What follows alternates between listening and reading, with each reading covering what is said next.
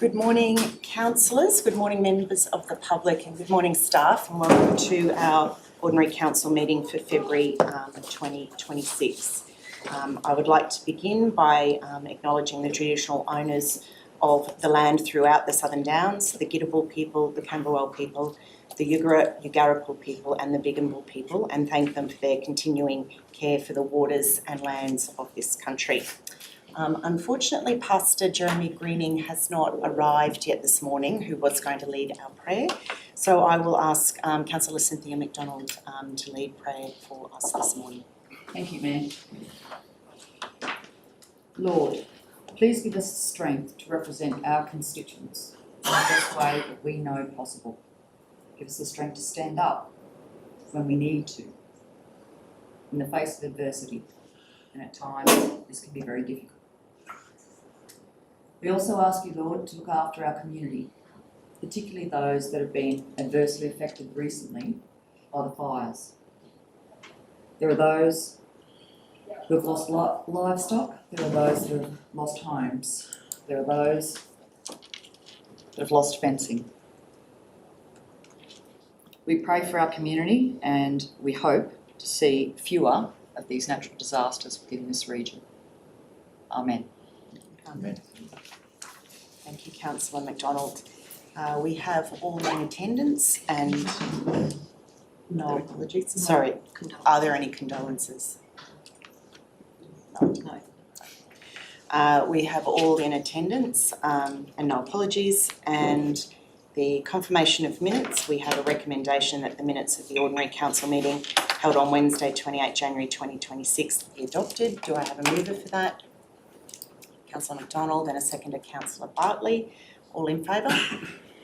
That's unanimous, thank you. Actions from council meetings. We have a recommendation that council receive the report. Do I have a mover for that? Councillor Richters, thank you, and a seconder, Councillor Dean, thank you. All in favour? Unanimous, thank you. Conflicts of interest. Do we have any conflicts to declare this morning? Councillor McDonald? 15-2. Okay. Any other councillors? No. Councillor Mayor, McDonald? I have a conflict with item 15.2. I am a partner with the entity for the proposal, so I intend to leave the room. Thank you. Okay. Councillors, given the large showing we have in the public gallery today, I'm going to move a procedural motion to bring item 15.1 forward for discussion now, so that the gallery don't have to wait with us all day. Does anyone want to speak to that? Those in favour? That's unanimous, thank you. Okay. Item 15.1. We have a recommendation that... 2, Mayor, or 1? 15.1. Okay, thanks. We have a recommendation that the application for other change, material change of use for high impact industry, water bottling facility and undefined use, commercial groundwater extraction on land at 396 Keoghs Road, Elbow Valley, described as lot 1000 SP 268215, be refused for the reasons set out in the report and on the screen in front of you. Councillors, I'm going to move this item. Do I have a seconder? Councillor Richters, thank you. Okay. I am speaking obviously for the motion. This matter crosses the boundary between the state's responsibilities and council's. On one hand, we have the water licence, which is granted by the state. No decision we make here today will change the terms of that water licence. Only the Queensland Government can review the water licence. Council's decision is solely on the development application in relation to the structure on the land. Democracy is, in essence, a contract between the governed and those who govern. As a system of government, it retains the confidence of the people when it most closely reflects their aspirations and expectations. We create trust in our community by listening to them. Our community wants to be heard. They have taken their concerns to council in a deputation. They have taken their concerns to their state member, James Lister MP. It is up to us to listen. As to the development application, I agree with the recommendation from staff and I thank them for their hard work on this matter. It contains all the detailed planning reasons for refusing this application. I have spoken many times about the clear message from our community about what they value about our region. Protecting our rural landscape is a high priority for our community and therefore for this council. We also want to encourage our growing tourism market, and with a focus on agritourism and ecotourism, this also relies on us protecting the rural amenity of the land. What I would like to speak about more today is to support the community in questioning this water licence. It simply does not pass the pub test. In government, we all inherit decisions that have been made before us. Sometimes this means you have the difficult task of trying to fix the mistakes of the past. The letter from the Minister says that the extraction is from a deep aquifer, which only the applicant has the entire allocation from. The question that arises for me is why? Are we being told that it is okay for a licensee to have sole access to an aquifer that could provide water security for the local community and for agriculture? Are we being told that it is okay for water to be exported out of Queensland's most drought-prone region to southeast Queensland, which has far more water security than we do? Are we being told that it is okay for a private company to profit from our water resources without any real benefit for our community? Using water for bottling is an entirely different prospect to using it for agriculture, which benefits the region, or using it for tourism, which benefits the region, or using it for urban water security, which would support the growth of our region. Water bottling is the same as any resource extraction. This is our water, but there is no real benefit to the community by allowing it to be extracted and sold outside our region. No technical reporting has been submitted that shows that the 96 megalitres could be sustainably extracted or that this would not impact the local ecosystem. There is in particular nothing that shows the potential long-term impact for bushfire risk in potentially over-extracting groundwater supplies faster than their recharge rate. Real concerns have been raised about the recharge rate for this aquifer. I would ask the Queensland Government to conduct a proper technical review, not just of the water licence, but on what the water can be used for. Along with the submitters, I would ask the Queensland Government to listen to us, listen to our community. Australia is a rich country. We are also a country that gives away many of its resources for free. At the same time, in regional Australia, we are told we can't have the services that are taken for granted in the cities. Regional Australia puts food on tables, clothes on people's backs, and energy in homes and businesses. But we go without proper phone reception, we go without good roads, we go without access to full medical services, and we go without childcare services. We are told we can't have water security for both our towns and for agriculture, that in one of the world's richest countries, we must choose between the two. At the same time, our resources are exported without benefit to our communities on the watch of the federal and state governments. Australia makes more money from taxing beer, much enjoyed in regional Australia, than it does from gas, which could provide the investment that regional Australia desperately needs. The funding to councils has been dropping since the 1970s and stands at about half what was provided to us by the federal government back then. Our communities feel this in the higher rates that are then needed to try and maintain our ageing infrastructure. It's time for the state and federal governments to listen to our communities. If they approve the extraction and sale of our resources, then we expect them to invest in our communities properly. We need water infrastructure that will provide us with water security and the basic infrastructure like roads and pipes that will support more housing in the regions. Today, I'm backing our community in supporting this recommendation. I hope that the state and federal governments step up to back our community too. Thank you.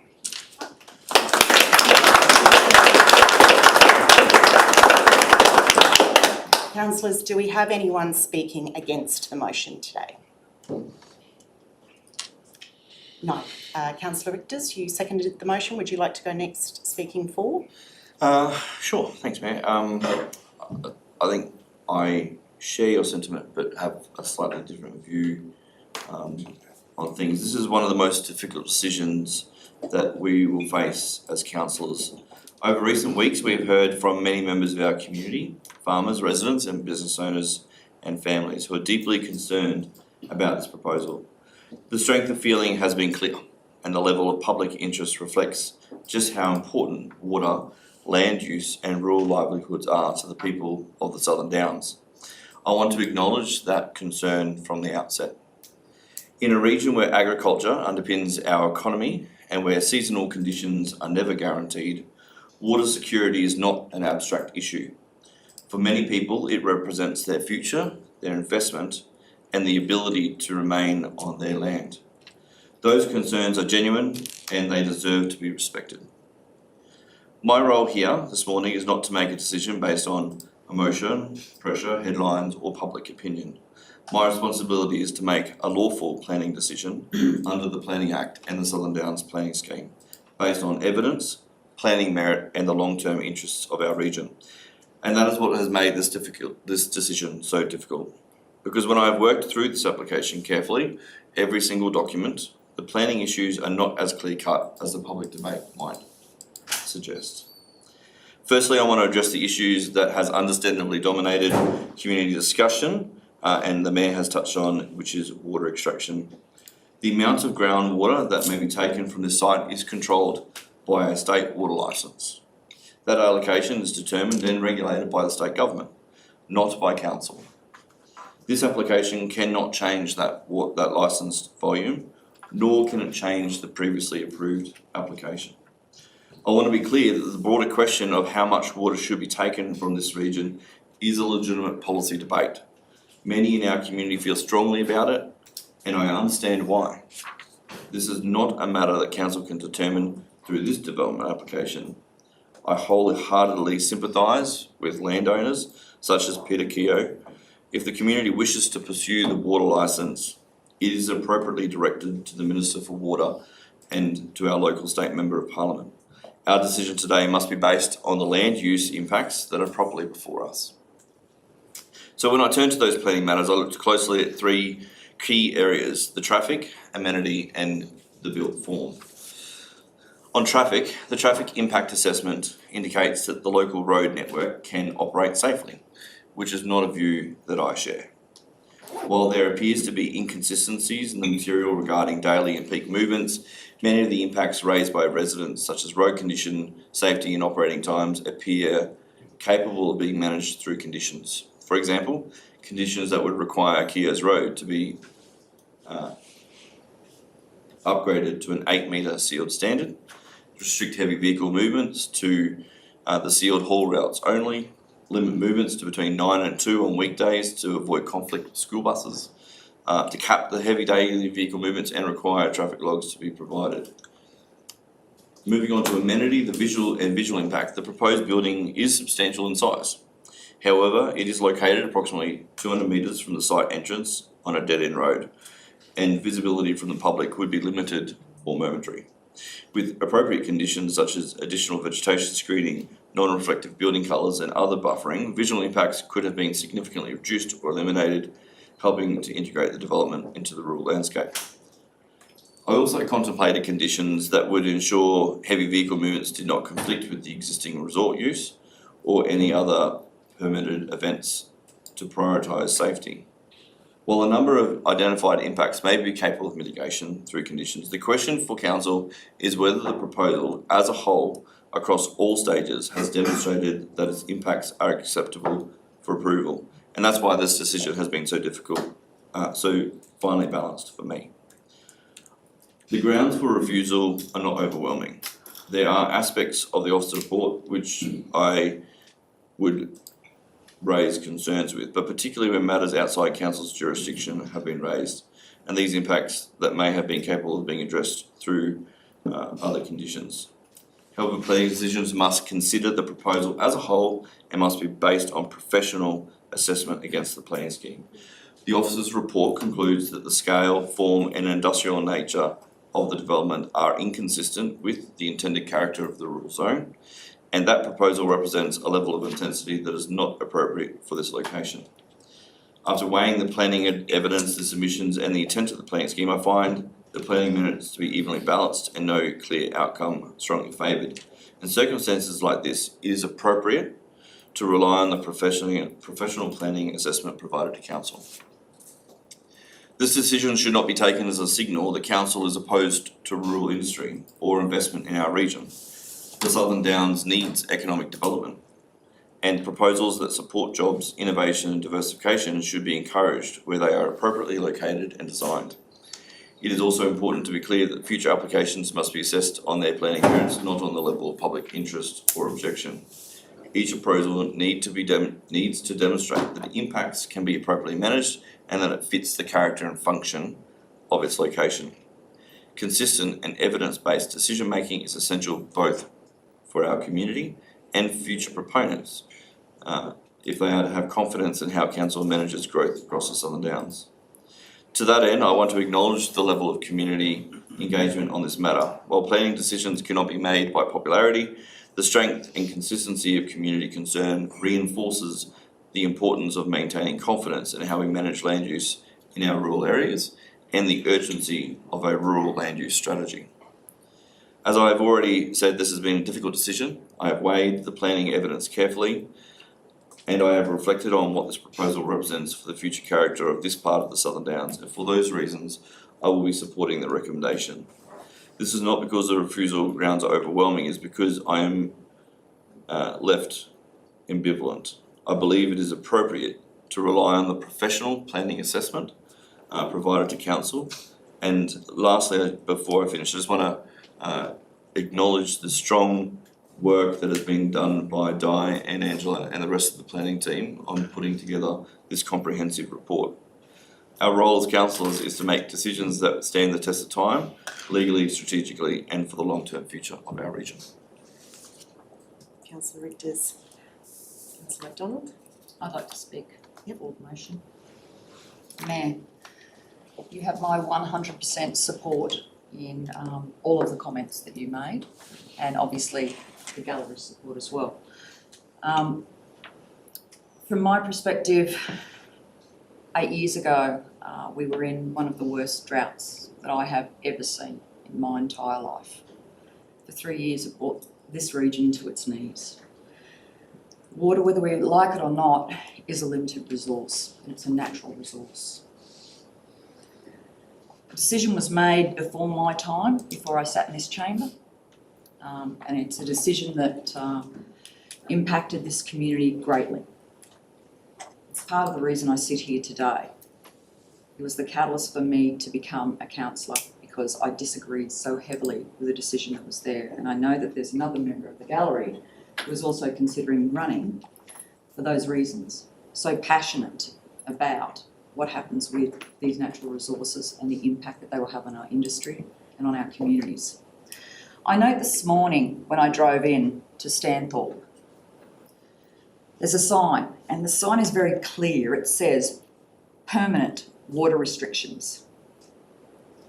That's a frightening concept for a first world country. Permanent water restrictions. And yet, our state government has allowed this licence to move ahead. That's not what we're here to judge today, obviously, but it's a factor nonetheless. And I support the Mayor wholeheartedly in saying our state and federal governments need to address this issue. Yeah. Thank you, Councillor MacDonald. Sorry, Mayor. The other item that I find interesting is in our correspondence, item number 6. We're looking at a letter to the Minister where we're talking about numerous strategies to drought-proof our region. This is a complete irony when you look at this item, and that frightens me as a councillor. I'm here to represent my constituents, and I have every intention of supporting our planners, and I thank you very much for doing such hard and diligent work. Thank you. Thank you, Councillor.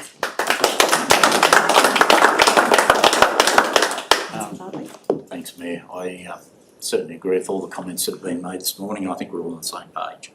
The one thing that has highlighted this whole exercise is the water, and it's not our area to delve into that. It's state government's issue. It was a previous government of the state that put it in place and it's their officers that do the assessment, do the work, and it's all done on, all those assessments are provided on figures and pumping tests and all that. So that was all accurate on the day, I believe, so that's how they got 96 megalitres. It was to supply a township of 5,000 proposed originally by Cherapa. It was to be a tent city. But anyhow, fortunately, that never occurred. The allocation has lay there. Everyone knows when you're given an allocation of 96 megs or whatever allocation you give, you can pump that. That's your right, that's your allocation. And it's free water once you're given that allocation.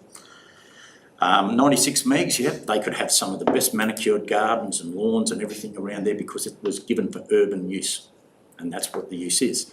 There is a grey area, and one would wonder about the efficacy of it, where you can harvest water from those bores and move it. And I heard Councillor Richter say we need to retain the water within the region. And I think you summed it up accurately, because during the big drought, water was moved around this region. And it was basically to preserve the horticultural area of Stanthorpe. There was alluvial flats down on the northern section that supplied water to keep the apple trees growing up here. And apple trees, you just don't replace them overnight. They're a long-term project. So the water was retained in the region for the economic growth of the region. I can live with that. But maybe we need to be advocating for how water is harvested and used and shifted around. If it's within the region for a viable use, I can live with that. But if it's taken out of the region, then it really does us no favours at all. And I think this is an area that needs to be looked at by the state, how you handle and use your water that you've got your allocation for, how it's bound to the title that it is given for, and the genuine reasons it's provided for, not to be harvested and moved out. Thank you, Councillor Bartley. I agree wholeheartedly. Who would like to speak next, councillors? Yeah, I'll go. Councillor Watley, yeah. There's not much more. I support everything that everyone's already said. So there's probably no use me repeating it. I'd just like to congratulate the staff on a thorough report, but also all you people that are coming here today to voice your concerns on what's going on. I support the is 100% on what's going on. There's nothing worse than not being without water, well, with being without water. As I was part of the drought, I live on a property as well, and I understand exactly what we went through in the last drought and what we had without any water. So, yeah, that's all I'd like to say. Thank you very much, Councillor Watley. Other councillors would like to speak? Councillor Pigeon? Yep, thank you. I would just like to thank everyone for coming today. I echo the Mayor's words completely, and thank you for that. They were well put together and well said. Water is such a vital resource, and it's not something that you get to play around with. So I do echo the words that state need to really step forward and look at this. However, I just really want to take the time to thank the staff. The amount of work and dedication and everything that's gone into this report is really appreciated, so thank you. Councillor Pigeon? Councillor Haslett? I think we're starting to sound a bit like a broken record, but that's okay. It's such an important issue that I don't think it hurts to repeat the same thing. So I will say what I'd written down, even though it is actually saying a lot of similar things to what other people have already said. But thank you to all the submitters and the deputation, people who've come by deputation to speak to us at council. And you can see by the number of people in the room here this morning how important an issue this is for our region and our community. And I'd also like to draw particular attention to the efforts that have been made by our member James Lister thus far in writing to his colleagues on this matter to raise his concerns. The Queensland Government is clear on its state planning policy that it is imperative that the resources that agriculture depends on are protected to support the long-term viability and growth of the agricultural sector. That's a direct quote. This principle doesn't seem ambiguous at all to me. It recognises that water is so important. It's a resource that is imperative to agriculture.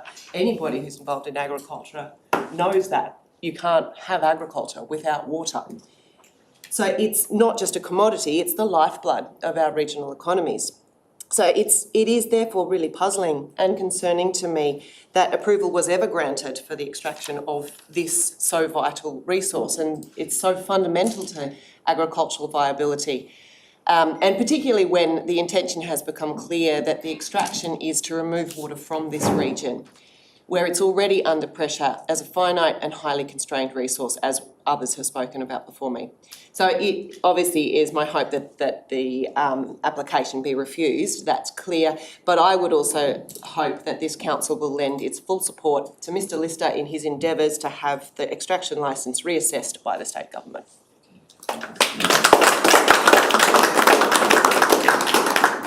Councillor Haslett, Councillor Dean. Thank you. Yeah, I'd like to also thank the gallery for coming in today and taking the time out to support your long-term community. So I'll be supporting the recommendation to refuse the material use of high-impact industry today for a few reasons. Firstly, the proposal seeks to increase groundwater extraction to 96 megalitres per year. There simply isn't enough information provided about the potential impacts on the aquifer surrounding agricultural properties or the broader water catchment. Without that detail, it's difficult to be confident the proposal meets the requirement that doesn't affect surrounding properties that are already concerned about their water security. Secondly, the development would significantly increase heavy vehicle movements on the local road network. These roads are not built to accommodate this type of volume or traffic. And no clear information has been provided about the long-term impacts on the road or the surrounding network once the development is fully operational. In addition, the proposed water bottling facility is substantial scale. With a 3,570 square metre building footprint, this is a large urban style development that would sit at odds with the scenic character and the amenity of the area. Finally, the properly made submissions received from the community are not supportive of the application. They reinforce the concerns around compliance with the planning scheme and highlight the potential for unacceptable social impacts. For these reasons, I believe refusing the application is the appropriate course of action, and I thank the staff for their tireless efforts. And Deputy Mayor Windle. Thank you. And I don't have a prepared speech, but I'm going to talk from within and from the heart. I totally agree with all the comments that have already been made by all of the councillors, and I actually want to congratulate the councillors for doing what they've done to make this decision and to be well informed, because I actually told the councillors the last time you people were here that the one thing that they would be faced with this decision could be the most difficult decision that they might face in their term of council, but I asked them all not to make it a political decision, that it had to be the right decision based on the information that they were given in the report, which is what we have in front of us today. I congratulate the staff for the detailed report that we have in front of us. I can't say that we may have had all that detail in my first term of council when we had to make a difficult decision for the same property, but this report really brings out a lot of information which actually made our decision a lot easier. I have no hesitation in supporting this recommendation, none at all. It's all there, everything's detailed, so there's no reason for any of us to say that we disagree with it. So I thank the staff wholeheartedly for that, to make our job easier as councillors. It's interesting when we talk about how we were impacted in that 2019 with that drought, well, not just 2019 because it went on for a very long time. We were faced with some very difficult decisions water-wise, and it's also interesting that I can clearly remember water being moved around the region. I'm sure we all can remember that, but some people actually tried to take it out of our region and had to be stopped. So I'm glad that our council at the time was able to prevent that from happening further, because that is just something that we don't want to see. So thank you one and all. It's a good decision. Thank you, Councillor Windle. In closing, I would just say it's really heartening.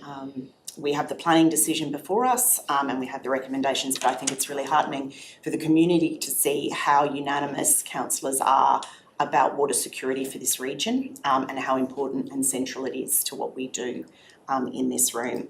So putting that to the vote, all in favour? That's unanimous, thank you.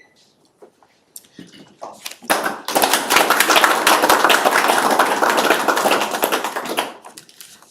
you.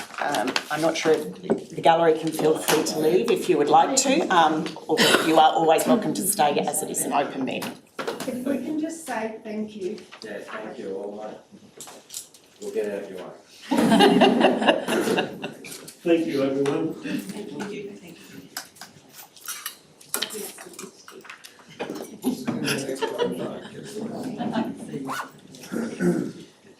Okay, councillors, we are going back to item 7, the mayoral minute.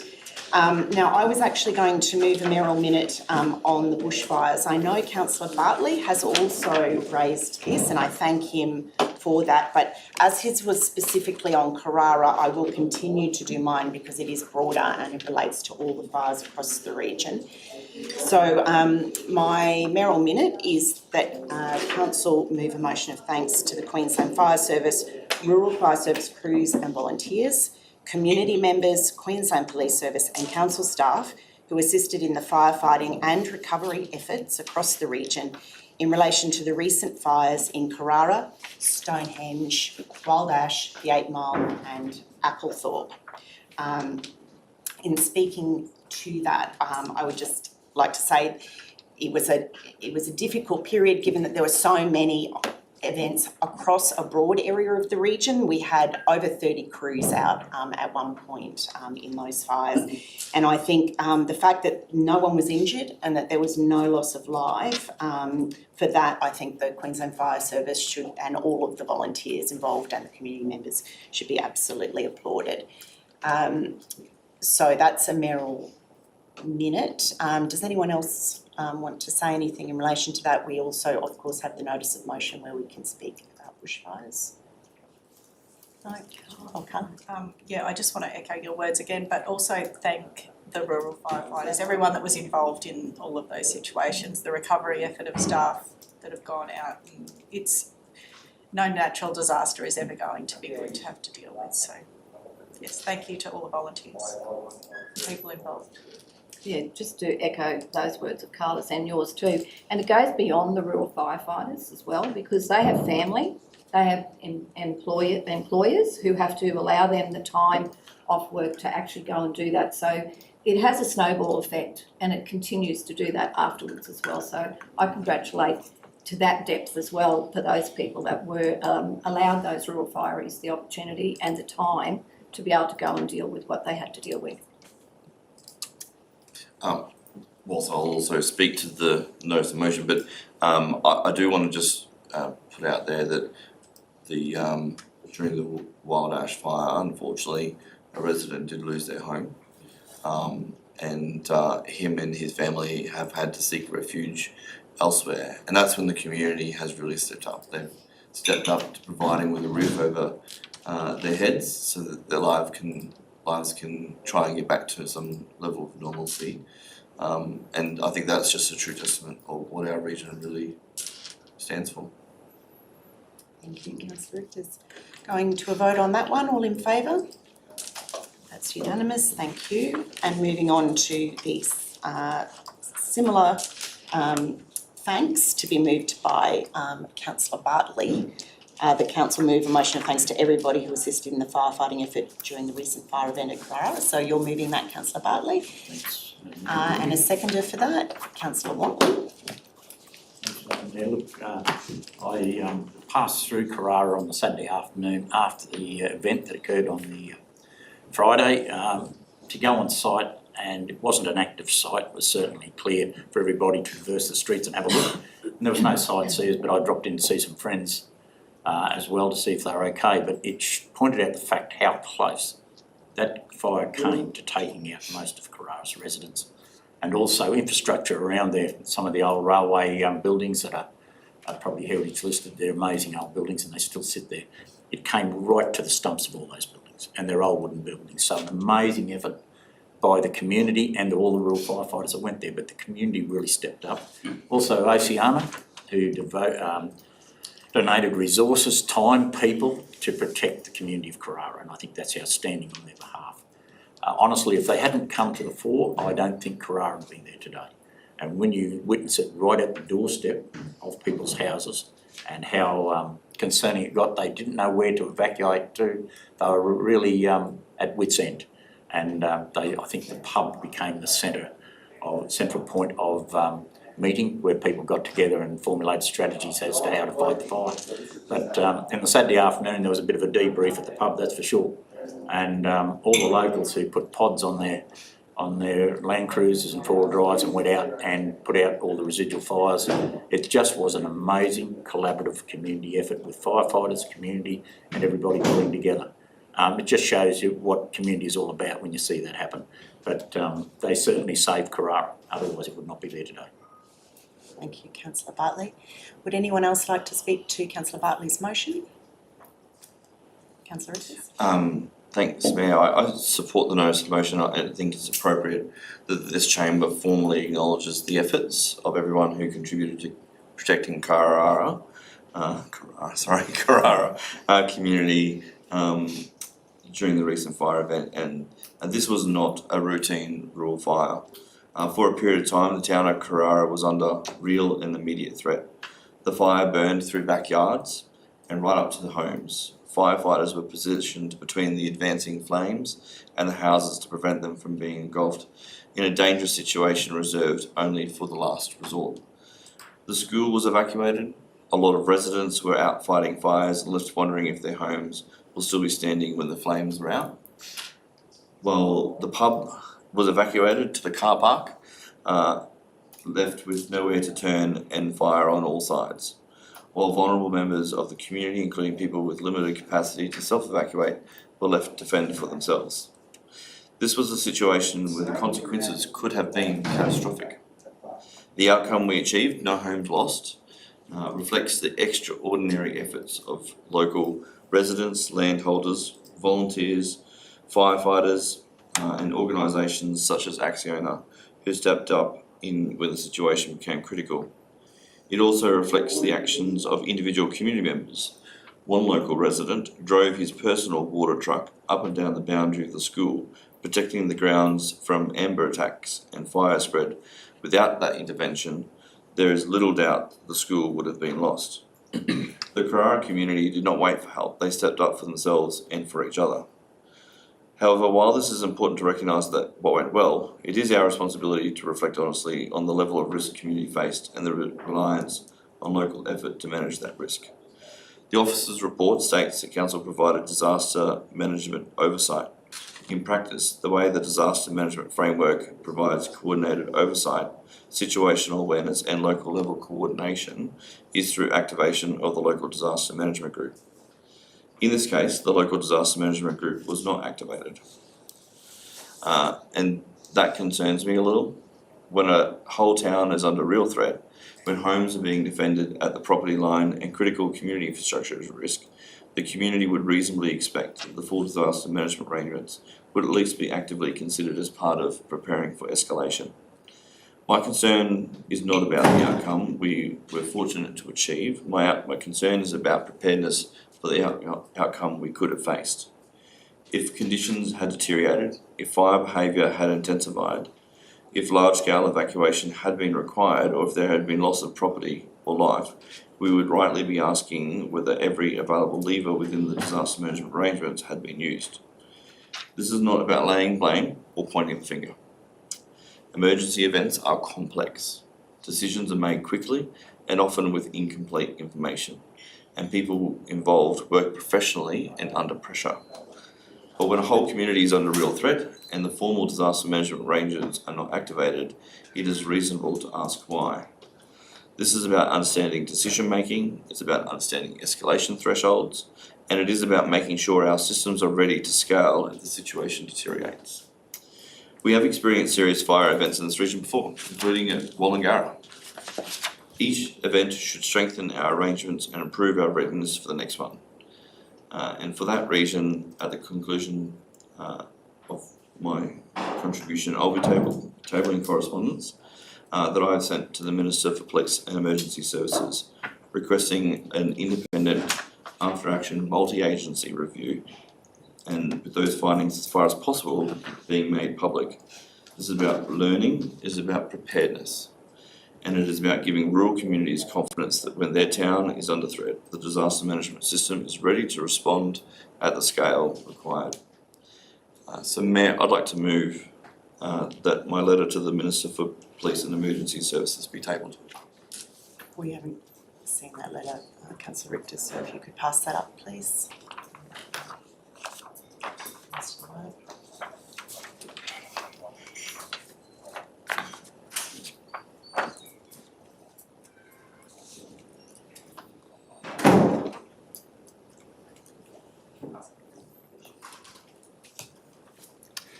That's a procedural motion from Councillor Richter that the document be tabled. Those in favour?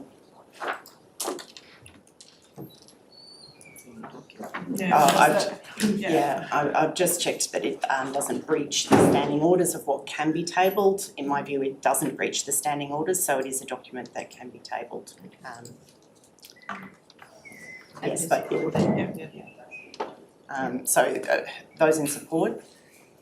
That's unanimous that Councillor Richters can table that document. Thank you, Councillor Thank you, Richters. Mayor.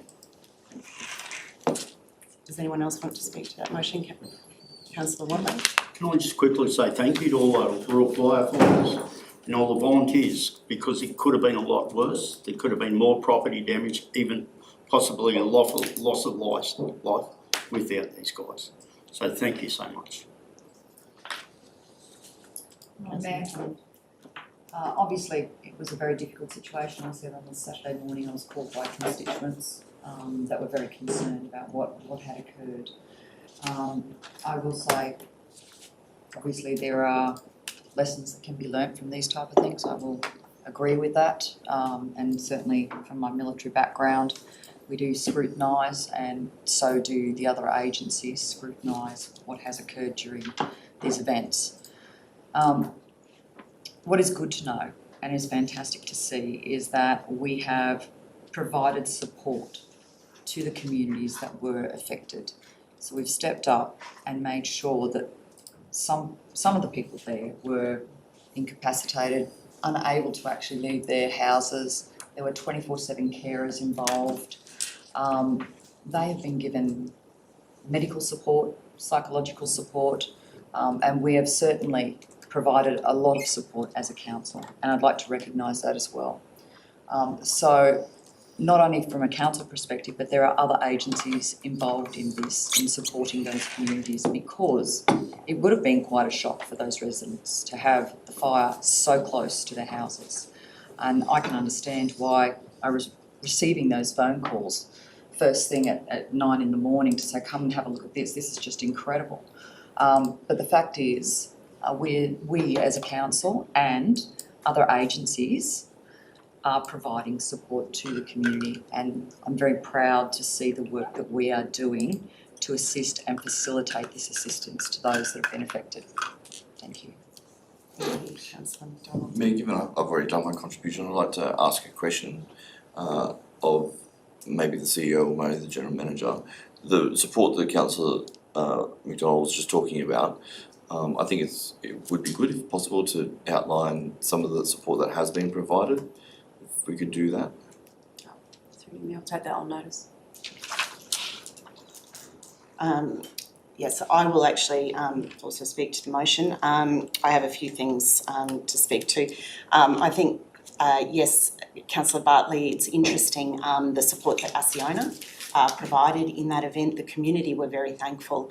And when we've just been speaking at length about social licence and what investors should bring to our region, I think that's a great example of what happens when a company actually focuses on social licence. And not only were they involved in the event itself, but they were involved in recovery and have absolutely stepped up to let the community know that they are there to support and help them as well through the recovery effort. I think two things to reiterate while we have people in the room is, of course, The disaster dashboard, I think, is one thing that we can never talk about enough. I spent that weekend actually at events where people were talking about family members close to wild ash and showing people how to get to the disaster dashboard.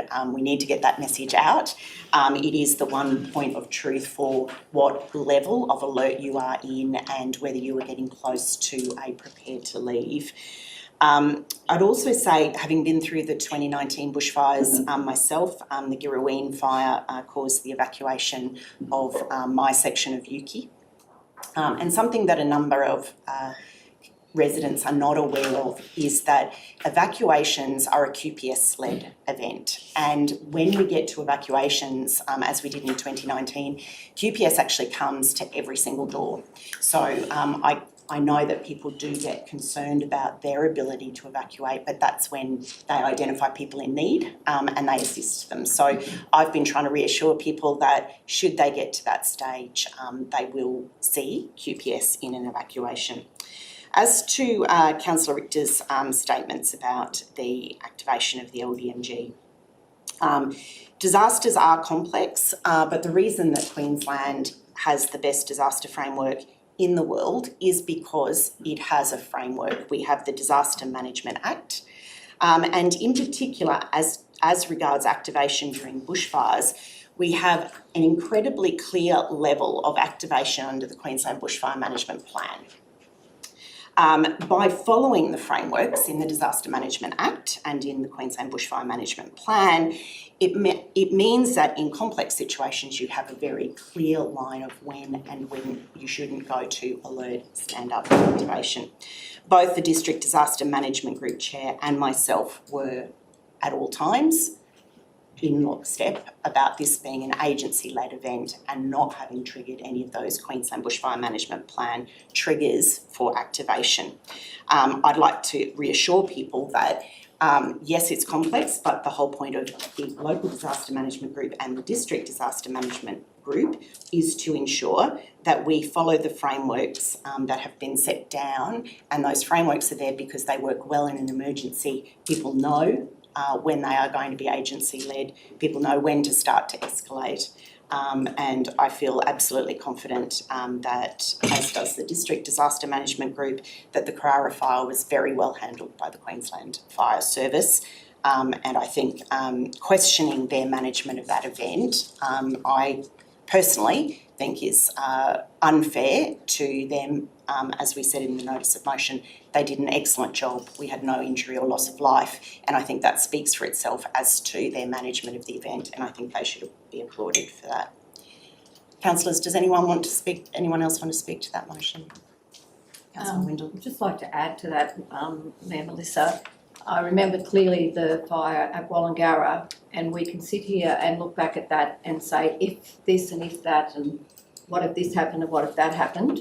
That fire moved so quickly into Wollongara that no one had time to think, let alone get out of the place. It just moved so fast, and similar to what happened with Karara the other day. So I think everything was activated in both cases as quickly as anyone could possibly make it happen. So I know that we learned a lot from the Wollongara fire, and I know that we will learn again from the Karara fire, because bushfires are all different. They're not one and the same. So you can't apply one thing in that place to the next place because you don't know how it's going to move, you don't know where it's going to start or how it starts half the time. So I think I congratulate everybody that was involved in that, and even the residents out there that had to take it upon themselves. Anyone in that situation would take it upon themselves to try and save their own place or themselves. That's what we have to do. If there's nothing else out there, it's up to us. So I think that everybody did what they could, whether it was emergency services or the people themselves. And yes, there was a constituent out there that was incapacitated, and his daughter had to help him move very quickly to get out of that house, and that she did. And I congratulate her on her level-headedness, and I've spoken to her probably 2 or 3 times since that event, and I congratulate her on what she did to get her dad out of that place and keep him safe. So well done to everyone. Councillor Bartley, are you happy for that to go to the vote now? Yep. Absolutely. All in favour? It's unanimous, thank you. Moving on to correspondence, we have a recommendation that the report of the Chief Executive Officer in relation to correspondence be received. Do I have a mover for that? Councillor McDonald, thank you, and a seconder, Councillor Dean. Does anyone want to speak to that? Councillor McDonald? In particular, Mayor, I'd like to speak to item 3, which is the response from James Lister in regards to clarification on the speed limits on the Cunningham Highway. Southern Downs is the intersection of many major highways. We have logistics, we have warehousing, we have transport, some of our larger industries. When these roads are cut down, or let's just say they are undergoing major upgrades, it affects all of these industries without a doubt, including those, for example, Graysons, for example, Wickham's, the bigger companies, and also obviously the smaller companies and the warehouses trying to get their freight and logistics out. It cannot be underestimated because the impacts are broad across our region. They're not just local traffic, you and I going down the gap. They're not just businesses trying to move products or potentially livestock. We also have tourists that are trying to come in and out of this region. It does impact so many sectors of our community. I can't put enough emphasis on that. And this has been ongoing now for years, section after section. And I do understand that we have had floods which have taken out particular sections and made it very difficult. But it is certainly protracting and having an impact on various industries.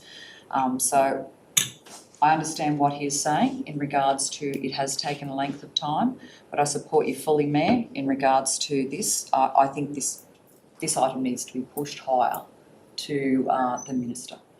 I do have concerns now for the ongoing impact for this region. Thank you, Councillor McDonald. Councillor Bartley? I also have a question about, well, not a question, a comment about the correspondence, particularly the one written back to you from the Minister for Tourism, Science and Innovation about illegal dumping. And I think we're really being affected adversely at the moment, particularly this region. Tyres are one of our biggest offenders, and I had a phone call from a constituent where in plain daylight a person pulled up and proceeded to dump mattresses and everything all over the Kingsley Road area, and I know our department is dealing with that at the moment, but blatantly dumping rubbish and caught, and luckily registration number supplied and the staff will have those. But it's ongoing. People don't understand. They're trying to dodge dumping a mattress fee. That's fine. The cost of our staff and resources to go out and pick that up. How do you educate people what it's actually costing the ratepayer? And if ratepayers see that, I think they have an onus responsibility to literally report it. And if they give us a rego number, we might recoup some of that money in fines. The amount of fines handed out here is phenomenal, and I hope our actions and maybe prosecutions may be added into that. But the tyres, we all know there's fees in disposing of those at our landfills. They're the biggest offenders, particularly truck tyres. You see them in all the table drains, and they're on the main roads, they're on our regional roads, they're on our rural roads. They find road reserves that aren't used very often, might be two dirt road tracks going up there. That's where they're dumping all the rubbish. And we supply that to our staff as a complaint. But the amount of money, and I'd really like to know, maybe we should put a costing to it, what it's costing us in resources to clean up the illegal dumping from all that domestic waste. It's mostly domestic and tyres. Thank you, Councillor Bartley. Yes, I'll let the CEO answer the question about cost. Yeah, sorry, through Mayor, thank you, Councillor Bartley, for raising that. I would like to just provide two pieces of information. The first one being that we have applied for the funding that was outlined in the Minister's letter, so that has occurred. The numbers I looked at last week were around $180,000 a year it's costing the council to undertake that work. And just a question through you, Madam Mayor. do we have some avenues of redress when these people are caught with their registration numbers? Is it worthwhile us preferring legal action against them to try and get something back out of it? Can I take that on notice, councillor, and come back to you on that, please? Because sometimes it's counterproductive, we don't get our money back. And that's the last thing we want to do. Thank you. Yes, we totally support Councillor Bartley's words there. And it's not just in our region. I was actually watching the news the other night, and this is happening in the Toowoomba region as well. So it's happening everywhere, and people don't care. They just dump whatever they want to dump, wherever they want to dump it, whether it's on the side of the road or whether it's on the footpath outside Lighthouse. So people just they don't care. But it's pleasing to know that we have applied for that funding. I'm sure there's going to be a lot of other councils out there applying for that funding as well. So hopefully we're successful. But I also wanted to make comment about the letter, Mayor, regarding the Warwick Hospital and the helipad. I really want to thank you for continuing to advocate for Warwick to have a suitable helipad for the Warwick Hospital. It is so important, and we keep on, it's like flogging a dead horse. But we all agree, though, that it's great news that the Darling Downs Hospital system will soon commence planning for the future health infrastructure options for the Warwick Hospital. That's a great thing to see that's going to happen. This has been a need, though, for a very, very long time and is long overdue.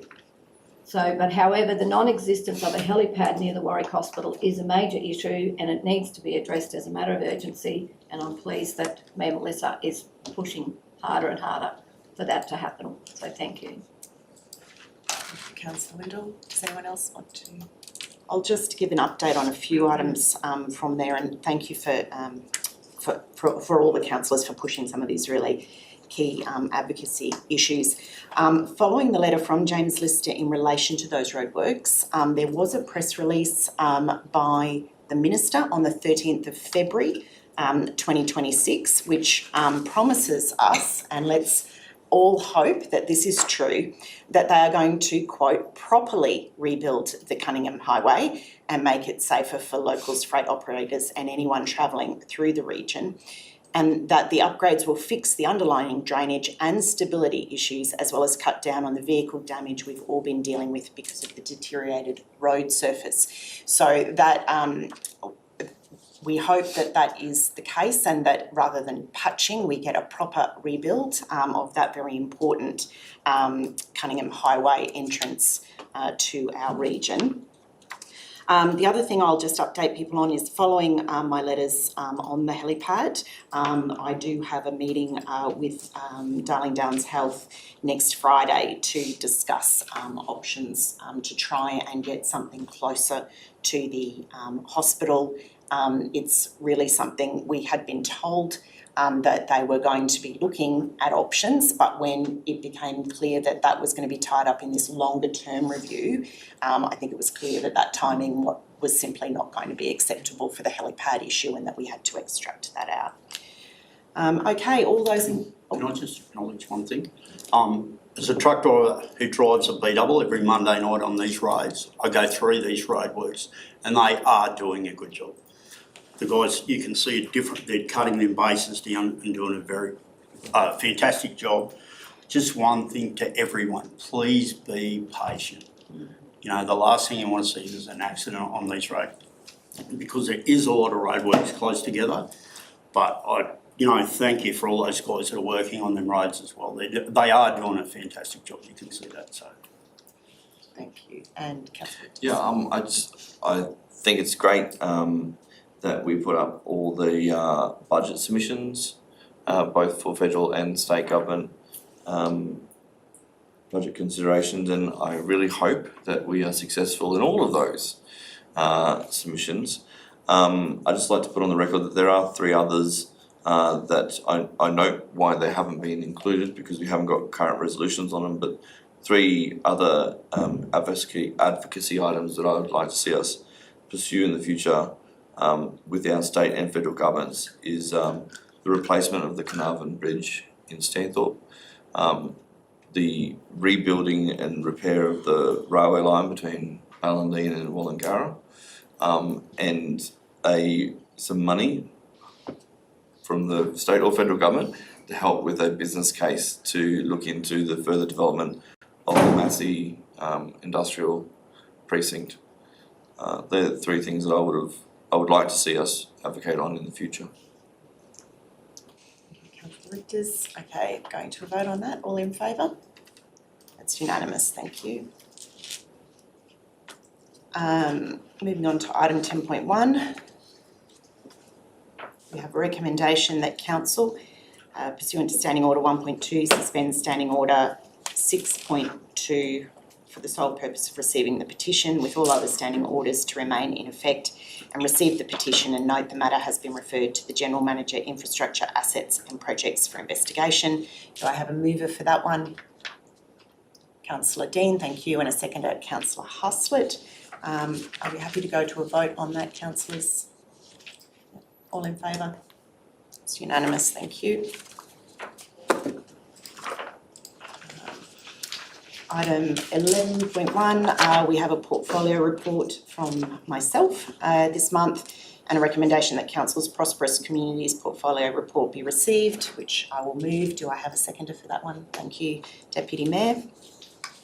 I'll take the report as read. It's a shorter one because January with the holidays is a much shorter month, but with our show season we have had a number of state and federal representatives visit the region, and since that report went in, we've actually had the Treasurer, David Janetsky, at the Karara show, along with James Lister, and we have had David Littleproud at the Kalani show, along with James Lister. So plenty of opportunities to talk about a number of our advocacy issues with all of those attendees, and hopefully we will see them a little bit more with all the events coming up, Apple and Grade, Heavy Horse Festival and the Warwick show still to come over the next month.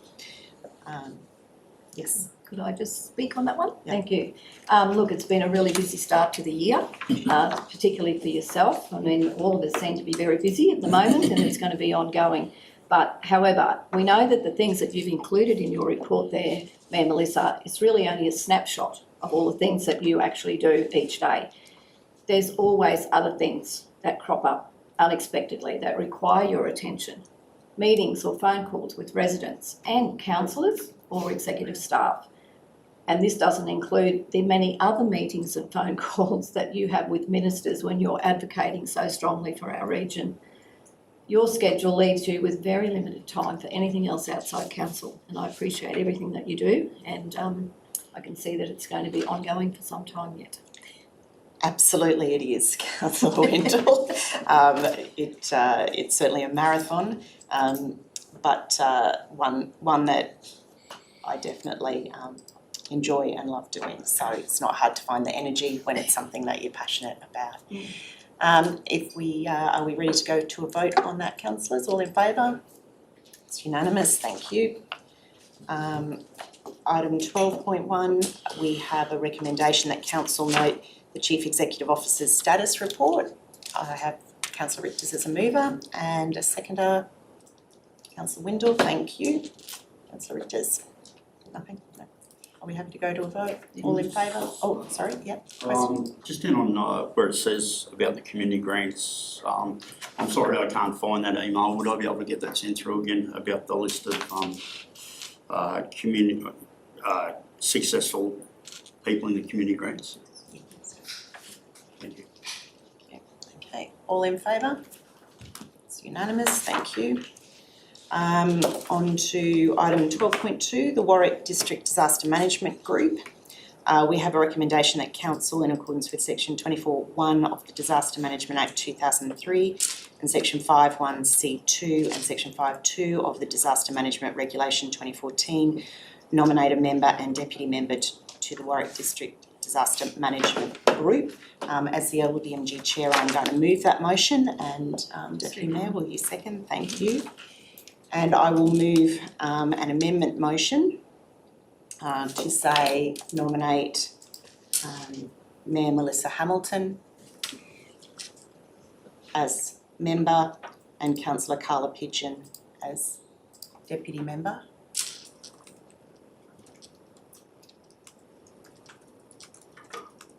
And councillor Pigeon, are you happy to second that amendment motion? Thank you.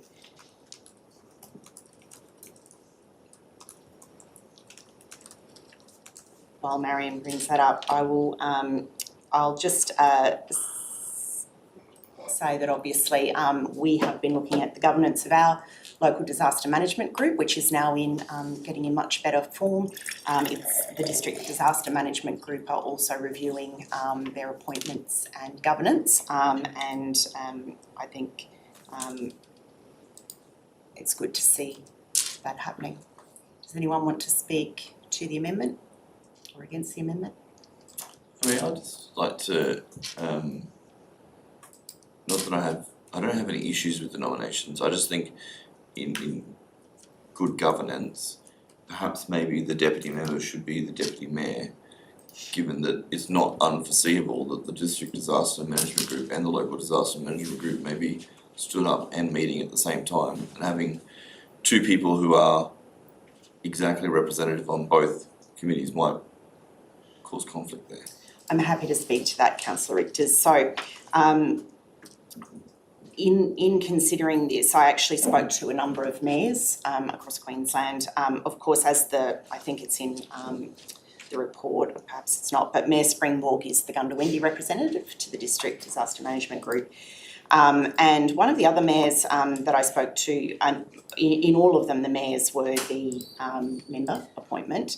But interestingly, the mayor of Isaac, where they have recently had the floods in Clermont, of course, and they were at Stand Up, spoke about the importance actually of having the roles the same from a streamlining perspective. And she said often you go from the local disaster management group directly into the district disaster management group and you don't have time to debrief a separate member. So her recommendation was, from a streamlining perspective, it makes sense to align those roles. Obviously our district disaster management group sit in on local disaster management group, and you can go directly from one into the other. But yes, I think it was something that I considered as well, councillor Richters, but I had a chat with a number of mayors and I feel satisfied that this is probably the best way for us to go. Can I just add to that too? Thank you for your confidence, councillor Richters, but I'm actually chair of the recovery, and I think it's probably more important for me to be ready to act in that position rather than still be tied up with the disaster as well. So I think that they need to be separated. Okay, so going to a vote on that amendment motion, all in favour? That's unanimous, thank you. And then going back to the motion as amended, all in favour? That's everyone except councillor Bartley. And those against? Councillor Bartley, thank you. Moving on to item 12.3, we have a recommendation that council adopts the Community Engagement Policy PLCS 059. Do I have a mover for that? Councillor Haslett, thank you, and a seconder, Councillor Pigeon. Do you want to speak to the motion, Councillor Haslett? No. Does any councillor want to speak to that motion? Councillor Dean? I would just say a quick thanks to the staff involved in putting this policy together, and I think that I've seen our engagement throughout our community just get better and better throughout this term. So I just want to congratulate the staff on their efforts. Thank you. Councillor Dean, I wanted to say that certainly over the last year, the community has had a lot of opportunities to engage with council and to be heard, which is really important. And I've had a lot of very good feedback from the community about particularly the planning scheme engagement and how that was run by the engagement team, and as well the corporate plan survey. So I also want to commend the staff for all their hard work in delivering an improved engagement experience for our community. Sorry, just a minor thing that I've picked up on page 67 of the actual report is that it says, for example, during 2026, SDRC engaged with the community regarding the draft planning scheme. I think that should be 2025. That's the only thing, otherwise I'm more than happy with it. Going to a vote on that, all in favour? That's unanimous, thank you. Item 13, we have a recommendation that council receive and note the financial performance report as at 31 January 2026. Do I have a mover for that one? Thank you, councillor Wantling, and a seconder? Councillor Haslett, thank you.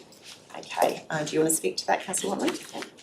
As everyone knows, I look at all the detail and read this pretty thorough. There's a little mistake here. In the balance sheet on cash and loans.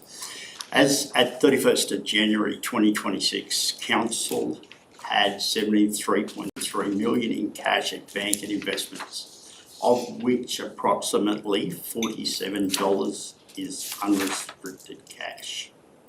I think there should be an M in there. I hope so too, councillor. But very sharp eyes. Keep you on your toes. Councillor Bartlett. Question, Mayor. In our payments to suppliers and employees, there's a 20% variance at the moment where we're 10 million ahead of our expected expenditure. Is that just a timing thing, or are we getting out a little bit? Through you, Mayor, yes, it is a timing. You may recall, councillors, that the staff have spent a lot of time and effort in ensuring that our programs are delivered on time, as opposed to spending everything in the last quarter, which has been the past. So you'll see that we're actually ahead at the moment.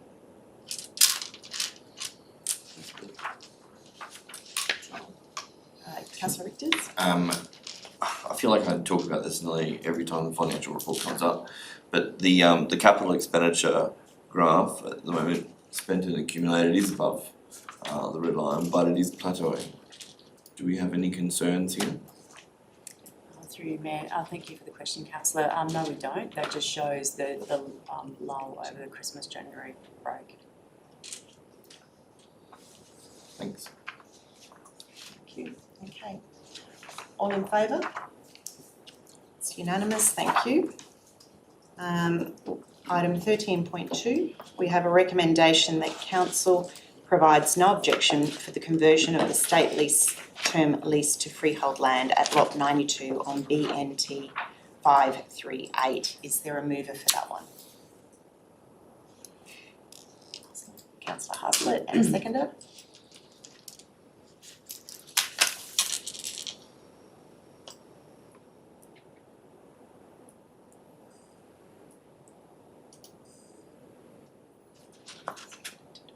Yeah. I don't think it makes any difference if you'll ask to wait any longer. No, I was just wondering, do we debate it or do we put up an alternate motion? Mayor, I would like to move. Sorry, it's still on the table. No, it's not yet.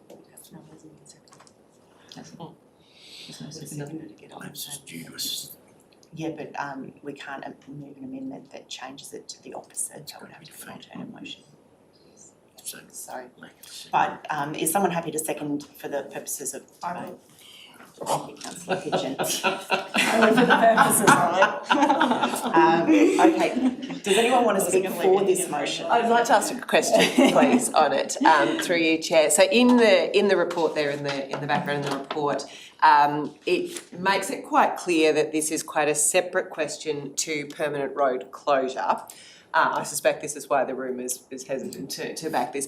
But then it also says there are clear links in that conversion to freehold that would likely strengthen any future request from the applicant regarding that permanent road closure. Could I ask that we get some clarification around, like, I don't really understand why that would be the case and what that would mean. So could I ask a bit of clarification on that? I think I'll need to take that one on notice. Okay, thank you. Because that makes it very hard, I feel, for me to make a decision on this matter without understanding that a little better.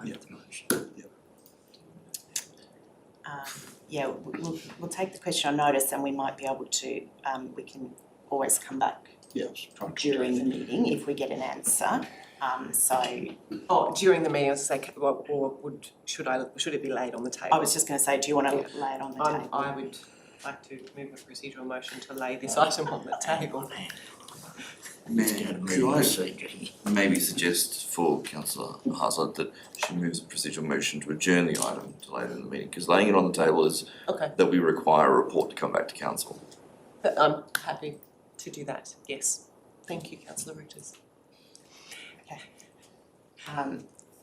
All in favour of the procedural motion? It's everyone except councillor Bartley, and those against, councillor Bartley. So we'll put that one aside. And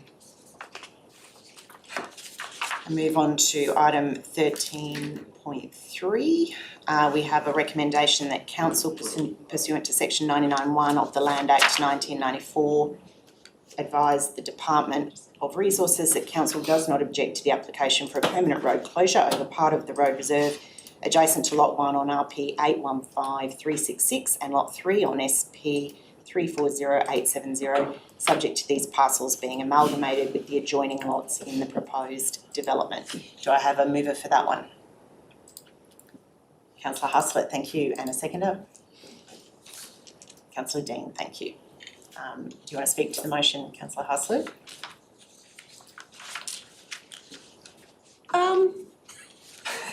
Not particularly. I've read the report. It makes sense to me, this recommendation. I can't see any reason not to, so no, that's all really. Thank you. Okay. Do we have anyone speaking against the motion? Are we still? Yes. Councillor Ritters. Yeah, Mayor, I just wanted to put on the record that I'll be supporting the recommendation on the grounds that this road reserve runs along a railway corridor, and further along the rail corridor a development has previously been approved that put a residential estate into the same space. So now that road reserve, because of a decision council has already made, would no longer be able to continue. And on that ground alone, I'll be supporting it. Thank you. Does anyone else want to speak to the motion? I think I'm speaking for the motion. I think given that this is to support, will be involved in a subdivision and therefore will make more blocks available for housing, I think for me that is a really important thing in this region, that where land is available and we can increase housing, I'm certainly going to be voting in support. So all in favour? That's unanimous, thank you. Do we want to? Yeah.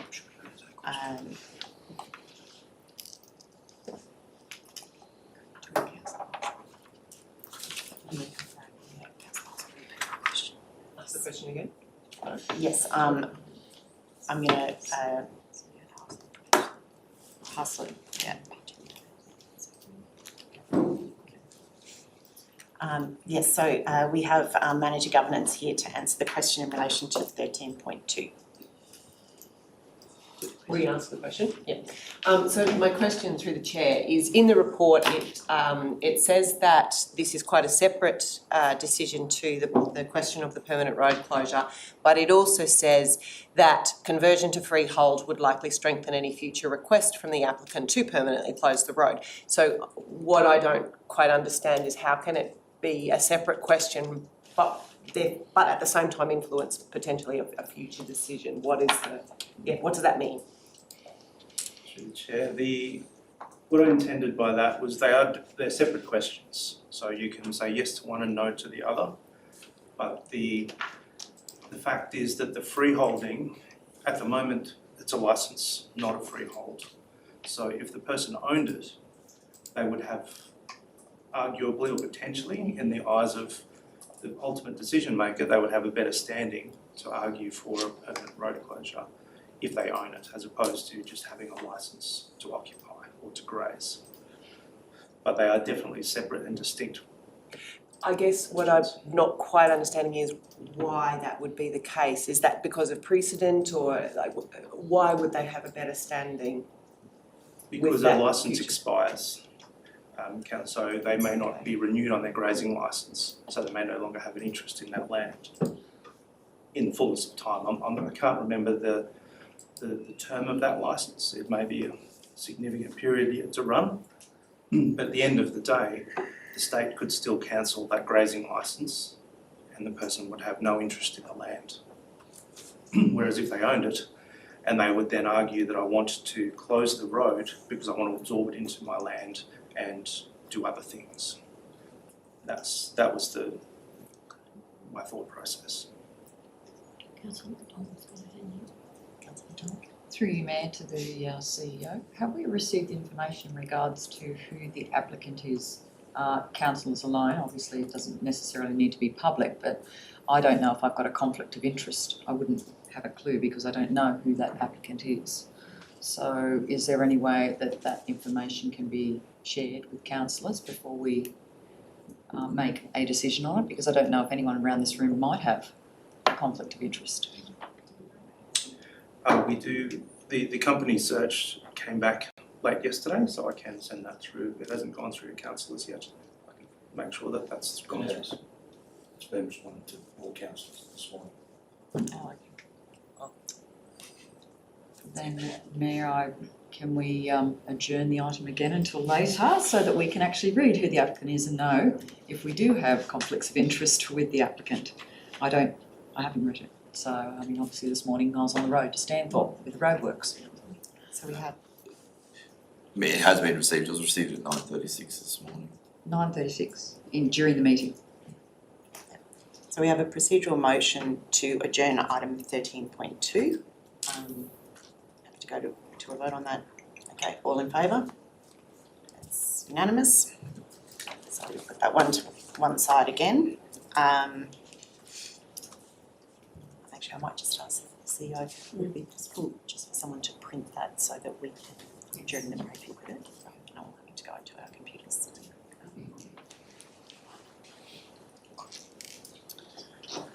Okay, councillors, moving on to item 14.1.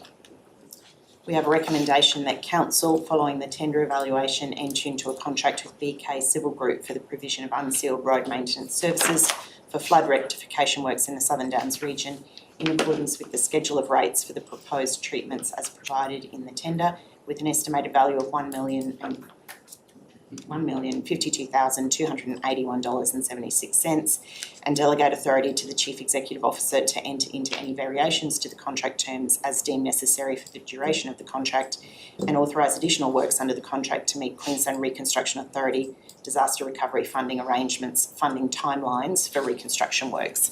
Do I have a mover for that one? Councillor Windle, and a seconder, Councillor Halster. Thank you. Do you want to speak for the motion, please? Look, it's great news that council's been successful in securing the disaster recovery funding arrangements from QRA for the rectification works which were caused by Cyclone Alfred.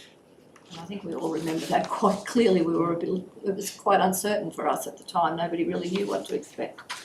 But however, given that these works need to be completed prior to the end of June, it does create some problems for SDRC and staff. The staff still need to carry out their everyday maintenance and works programs. So in order to be able to complete the cyclone damage and receive the appropriate funding, it's absolutely necessary to seek outside contractors to assist with the workload. It's noted in the report that the total estimated value of damage assessment claims is approximately 10.4 million, and the QRA has approved 8.6 million. In order to compensate for the difference in estimated costs, and the amount approved by QRA, the project management team has reviewed the deliverability of the program and has been able to allocate some of the works to council's day labour crews, and that work's already underway. So we're consuming that ourselves, which is great. So, and council cannot risk losing this funding. It's absolutely necessary to seek outside contractors to ensure the completion of the workload, that it's done within the required time frame and at as limited cost as possible to council. Thank you, Councillor Wendell. Does anyone want to speak against the motion? Does anyone else want to speak for the motion? Those in favour? Unanimous, thank you.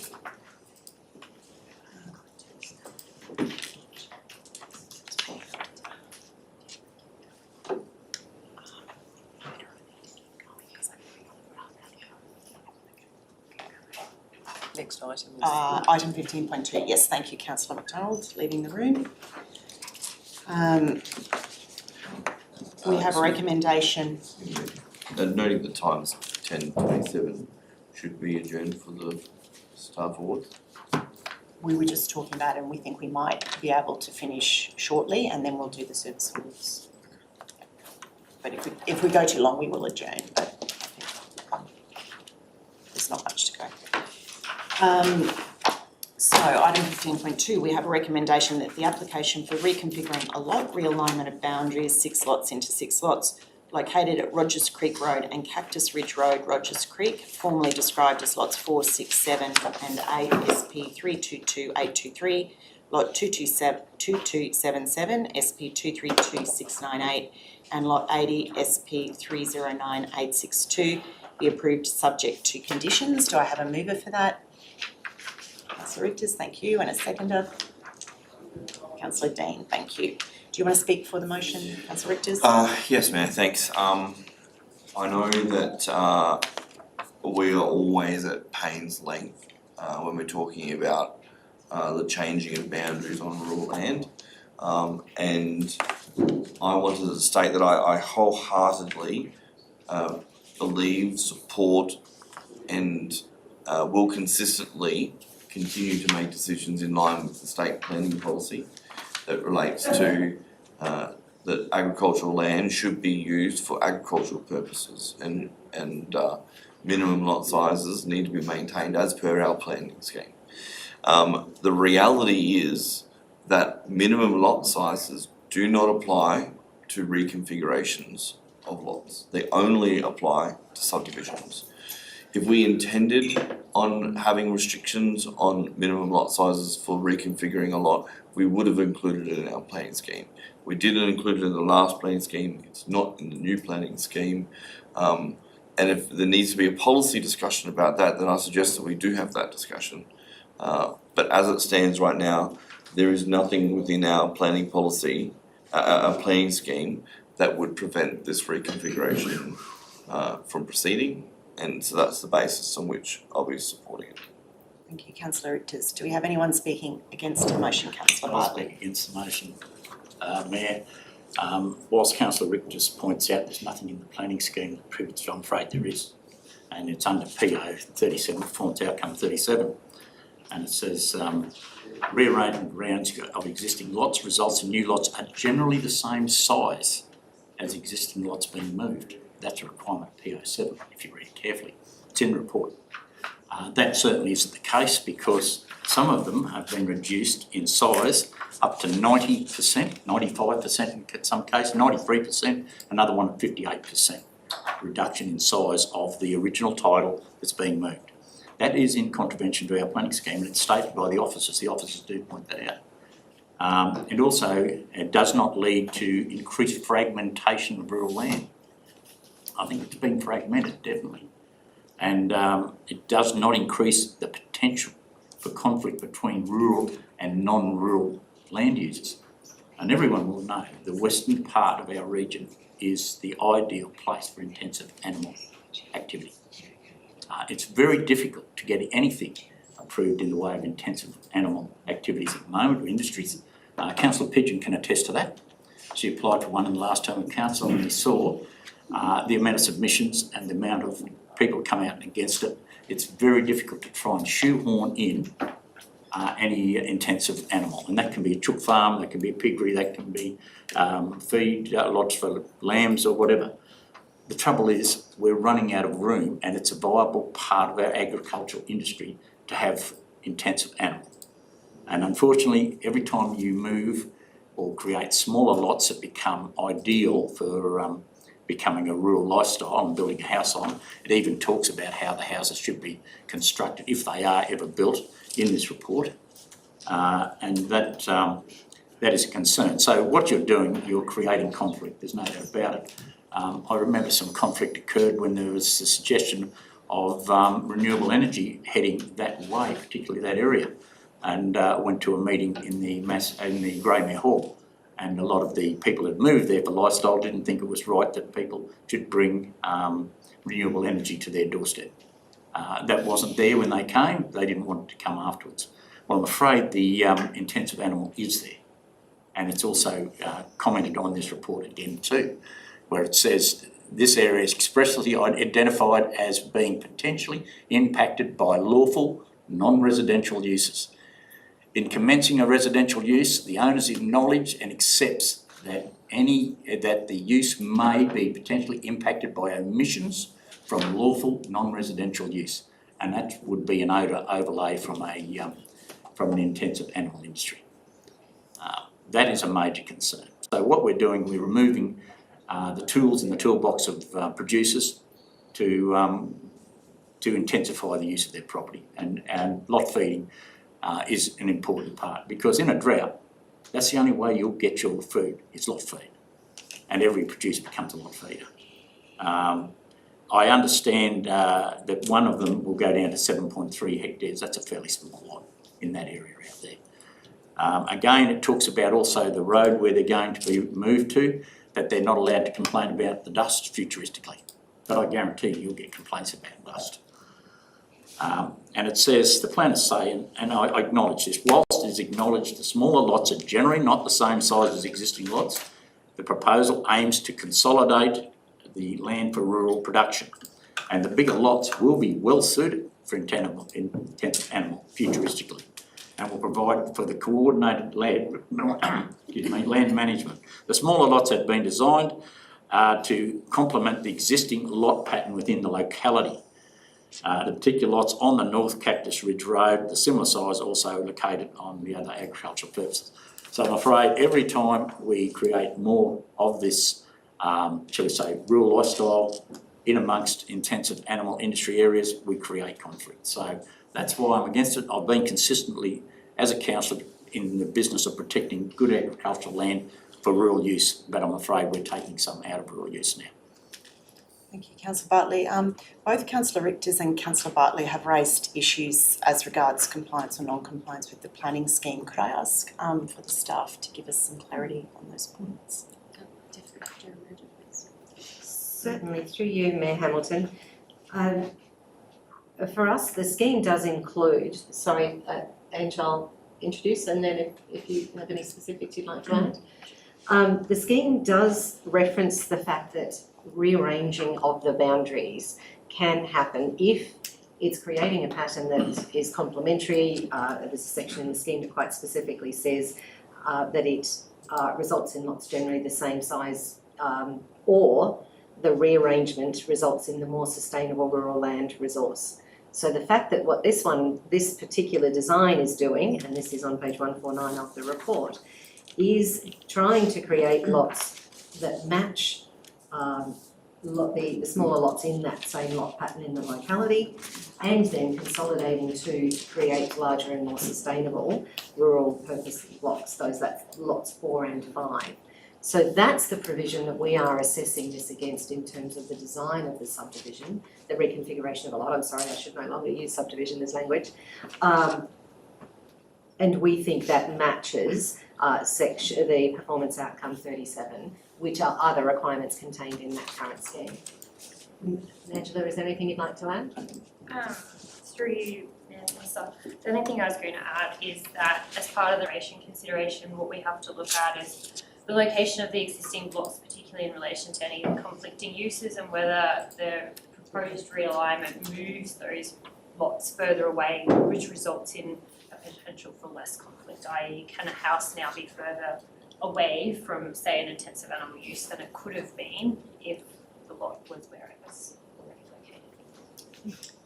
Actually, I have one more question too, while Angela's here. Councillor Bartley mentioned dust, but my understanding is that these new lots are actually on the sealed portion of Rogers Road, not on the gravel section. Is that correct? 3 buildings, correct. Yep, okay. Councillor Haslett. Speaking for, I think Diane Ange actually took the words a bit out of my mouth there, but looking at all of us who are in this room, I'm sure, and particularly those of us who have come off the land, know that there's ag land and there's ag land. Within anyone's property, there are parts of the property that are absolutely more fertile than other parts. And that doesn't change the fact that it's all ag land. So I think that that's what's important in this, is that it, and it actually says it here where the applicant states the boundary realignment has been designed as best as possible to accommodate the current rural functions of property, several existing dwellings, the existing road and access arrangements and the topography of the land. And that's that last little bit that for me is the really important bit, is the topography of the land. I think it's really sensible and really practical to be looking at our land and to be doing what we can to make land available for housing, because we know we have a shortage of land availability for housing as well, but without, and I take Councillor Richter's and Councillor Bartley's points, without impacting on what is the very fertile and useful agricultural land. And I think that this application has done that particularly well. And so I think it's, for that reason, I will be supporting it. Councillor Haslett, does anyone else want to? Councillor Dean? Speaking for? Yep. Yeah, so I wanted to acknowledge the submissions that came in and appreciate the staff taking the time to respond to those concerns.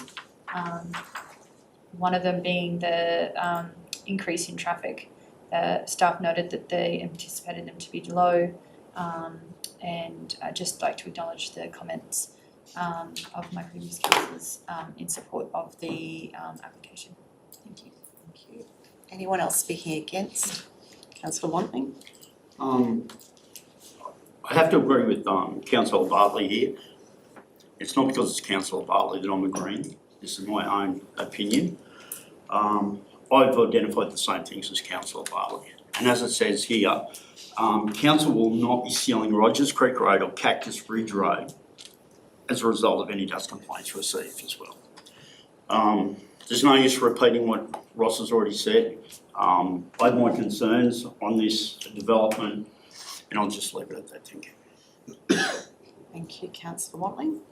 I'll speak for the motion. I think we had a similar one come up a few months ago, and I think for me what I look at is, particularly in the north of our region, we have farming blocks that are actually made up of numerous lots, all of which have building rights on them. And for me, the big concern strategically is that if those lots were built on, that would be the biggest threat to our ag land. And I think, to me, I appreciate what the staff are recommending here, because it offers greater protection for the viable farmland by, in effect, removing a number of building rights from the more viable farmland. So for me, it ticks the same boxes as the one we had a few months ago that we all discussed, in that the overall result, I believe, of this will be to better protect and consolidate good quality ag land while moving some smaller blocks to the less viable land closer to the road. And I must say, when I looked at the size of those blocks is similar to those around them. So I appreciate that's what was mentioned in the scheme before. Does anyone else want to speak to the motion? Councillor Pigeon? I just want to say I believe that this is a very logical application. I do hear what the submitters are saying, but moving forward within this region, we've got growth happening whether we like it or not. So we really need to be thinking in a forward motion, but we need to be thinking in a logical sense as well. So I think that this report really shows a really good working of protecting ag land while it being a common sense approach. Thank you, Councillor Pigeon. And Councillor Wendell? Thanks, Mayor Melissa. Thanks, Councillor Bartley, for pointing out the percentage rate of the decrease and increase in some of these lots. I too was a little bit alarmed when I read that. I thought, wow, that's a huge decrease on some of those. However, I think that we're a changing society. Our region is changing. We are moving out. Our towns are getting bigger, and we are progressing further outside our boundaries of what we called our town. So we have to look at ways that we can accommodate those future housing options. And also, property owners need to be able to diversify.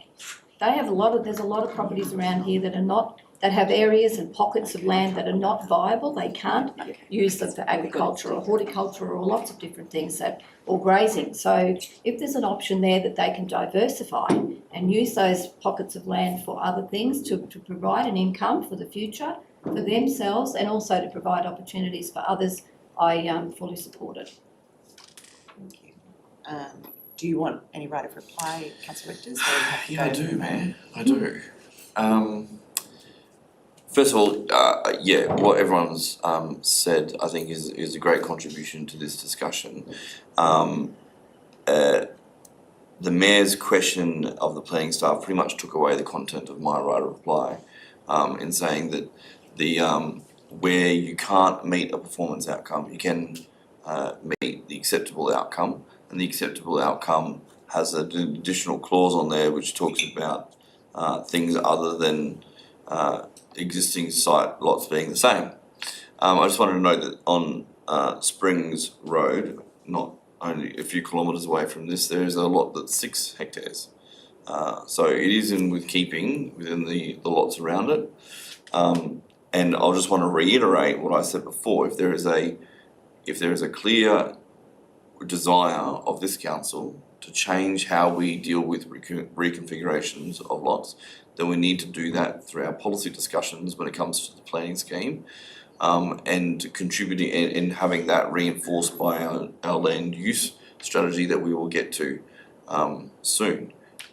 That's the appropriate place for that discussion to be had and for us to shape how the future looks. Right now, the planning scheme as it applies now fully allows this to occur, and that's why I'm supporting it. Going to a vote, all in favour?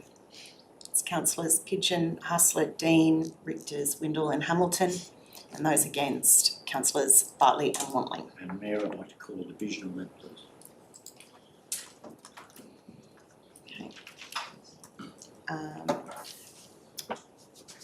I might move a procedural motion to bring. Oh yes, actually, yes.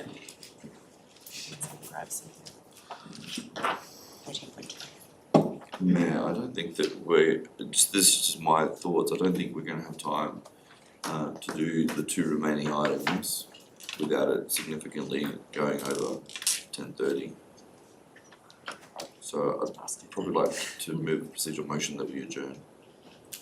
Okay. We have a procedural motion to adjourn. All in favour? It's unanimous.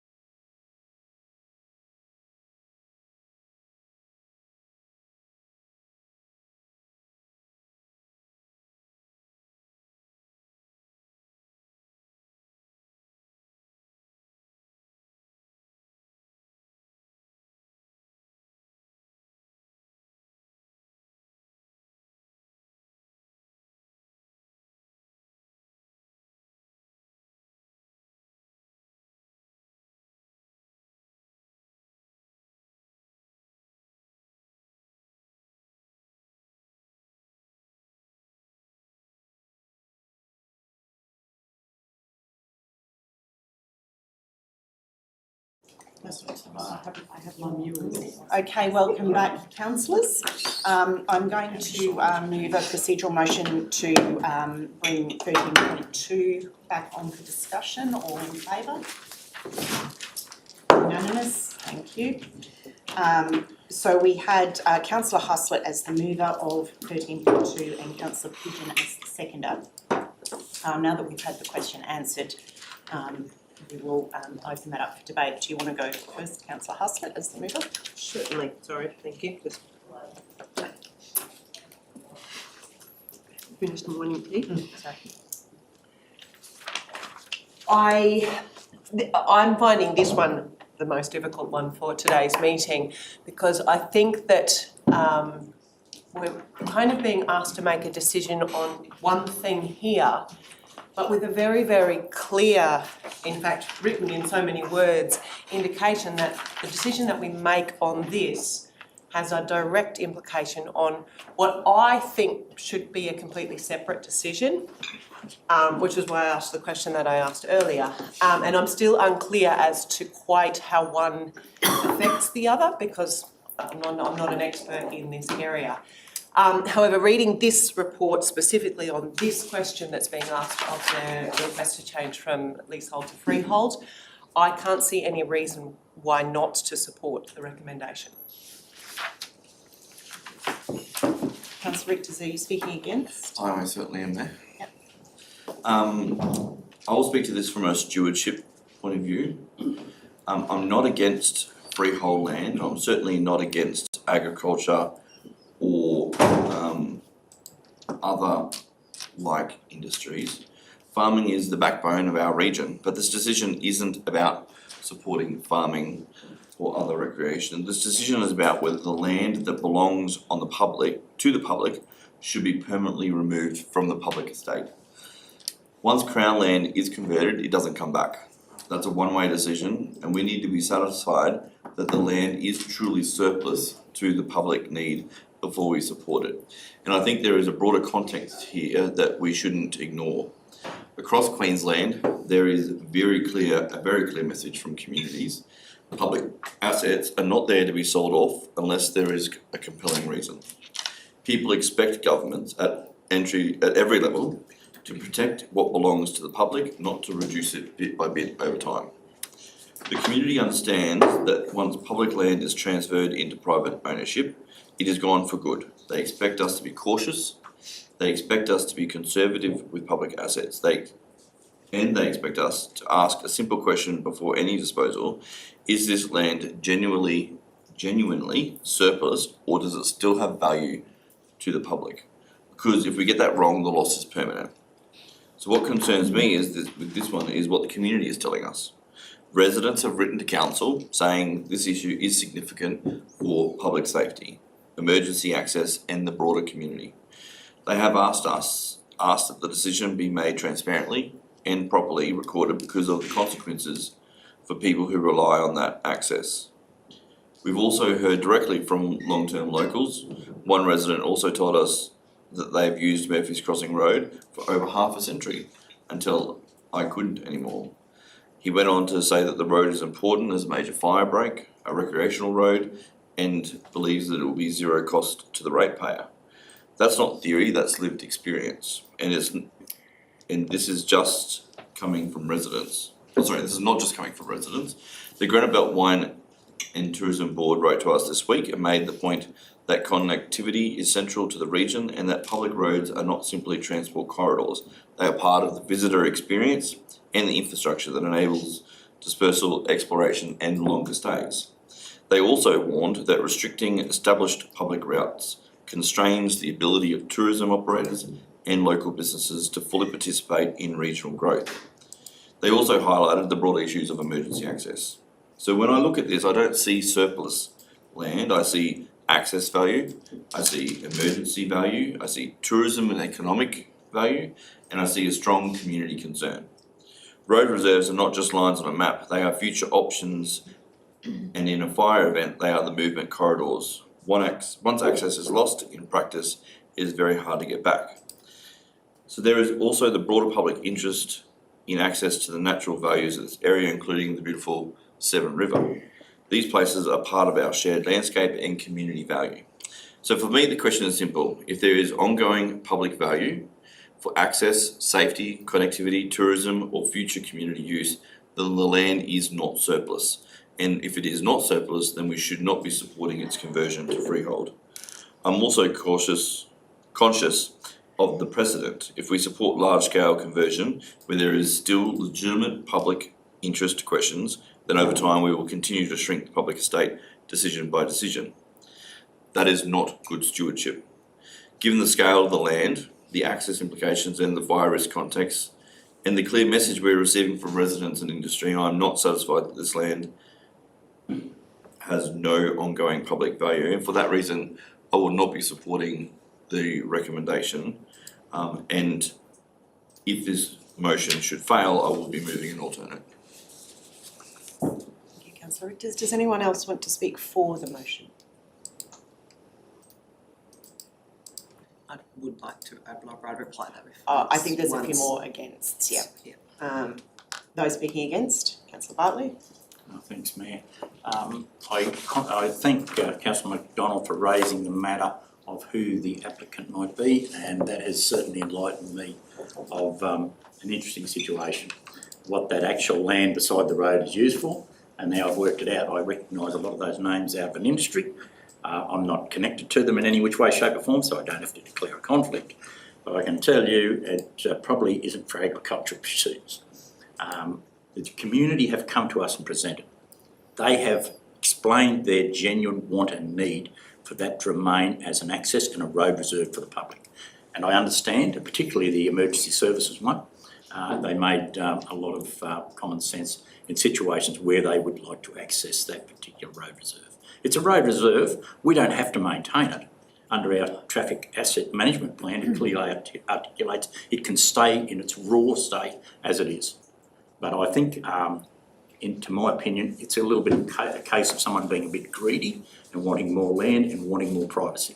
And that's not for us to make the decision on. It's for us to look after the best interests of our community. The community have well and truly indicated to us by contacting us as their elected representatives, they want that retained for their use and the community's use. Just not their use, everybody's use. Councillor Bartley, Councillor Watley. This is an easy one for me. As a long-term resident, I've used that road quite a bit.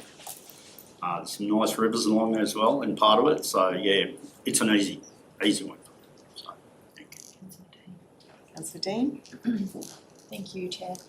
I'll be voting against this recommendation today as I have concerns about converting this parcel from land from leasehold to freehold. The current lessees are the applicants for the conversion are also adjoining properties surrounding this parcel. I'm concerned that should the conversion be approved, it may lead to future requests to close the road that runs, permanently that runs between their lots. While the matter before us today is not directly related to the closure of the Murphy's Crossing Road, I believe the two issues are connected and warrant careful consideration. What I would like to see is the reopening of the road. This would support the growing demand for nature-based and active tourism experiences like bushwalking, camping, cycling and touring, which align with Council's tourism priorities and the state long-term destination planning objectives. In addition, both of the current and draft planning schemes promote accessibility and ecotourism opportunities, which remain key strategic priorities in our region. Finally, limiting access to this area could present challenges in the event of bushfire or other emergencies, while maintaining multiple access routes is critical for public safety and emergency response. Thank you. Thank you, Councillor Dean. Does anyone else want to speak against the motion? I will speak against the motion. For me, I actually don't specifically want to make a decision for or against because I think it's premature. I think it would have been better for the department, and I know the silos of state government and the fact that these two matters are being dealt with by two separate departments in two separate towns, neither of whom speak to each other. But I think this is putting the cart before the horse, and ideally we wouldn't have to provide a response until the other matter had been dealt with. So I think given the comment from the staff that the conversion might strengthen a future request to permanently close the road reserve, I think it's premature to consider it to respond at this time. And as people have pointed out, the issue of the road reserve is of great importance to the community, and we heard that in the recent deputation. The matters of significance, including bushfire management and tourism, were ones that are relevant to us and where we will have an opinion. And the road reserve has clearly been used by the community for a very long time, and they spoke passionately before us. What I would like to ask the staff before we go to a vote is do they actually need, if the vote is against the recommendation, do staff require us to vote on another motion? Or do you get enough indication from the vote? You need to be clear in your reasons for not voting for it. Sorry, through you, I can't recall the exact wording of the motion. Is it on the... There would need to be an alternate motion. So if the council voted against this motion, then we have to give a response. For the sake of clarity, because there's obviously a lot of strong opinion around the table, an alternate motion simply saying council does object as opposed to does not, so that we're not trying to infer a negative from a negative against a positive. Yes, that was what I was wondering. Thank you very much for that, Manager Governance. Okay, so we will go to a vote on the one before us. Yes, right reply, Councillor Haslett. I would just like to make it clear that I agree with everything that everybody around the room has said. But I go back to what I said at the beginning. If this question were, do I think we should close the road reserve? It's an absolute and unequivocal no. I do not believe we should. I believe that is in the best interest of our community to keep open. That is absolutely my answer to that question. So just for clarity, why I've moved this motion and why I've spoken for it is because I don't have an objection to the changing of the leasehold to freehold. But as the report says, it should be a separate question to the road reserve. They are two separate parcels of land and two separate questions. And I just wanted to make that clear for people listening out there that my support of this recommendation is this recommendation about the block of land, not about the road reserve. However, as I say, I fully agree with all of the comments that have been made around the room about that road reserve. To me, that's a different question, that's all. Thank you, Councillor Haslett. Okay, going to a vote. Those in favour? Councillor Haslett. Okay, and those against? All those other than Councillor Haslett. Okay, so I think that means we have the alternate I'd like motion. to move that council objects to the conversion of the state term lease to freehold land at lot 92 on BNT 538. Thank you, Councillor Richters, and a seconder, Councillor Bartley. Thank you. Okay, given that we have debated, are people happy to go to a vote on that one? Yep. Okay, all those in favour? That's everyone except Councillor Haslett, and those against? Councillor Haslett. Okay, thank you. We're then up to item 16. We have no reports. And then item 17, consideration of confidential business items. We have a recommendation that the meeting be closed to the public and move into committee to discuss the following items which are considered confidential in accordance with section 254J3 of the Local Government Regulation 2012, which permits the meeting to be closed to the public for business relating to the following as indicated: Audit and Risk Management Committee external representatives. This item is considered confidential in accordance with section 254J3G of the Local Government Regulation 2012, as it contains information relating to negotiations relating to a commercial matter involving the local government for which a public discussion would be likely to prejudice the interests of the local government. Do I have a mover for that? Councillor Dean, thank you, and a seconder, Councillor Windle, thank you. Okay, are we happy to go to a vote on that? All in favour? No, that's just a second, all in favour? That's everyone except Councillors Richters and Bartley, and those against? Councillors Richters and Bartley. The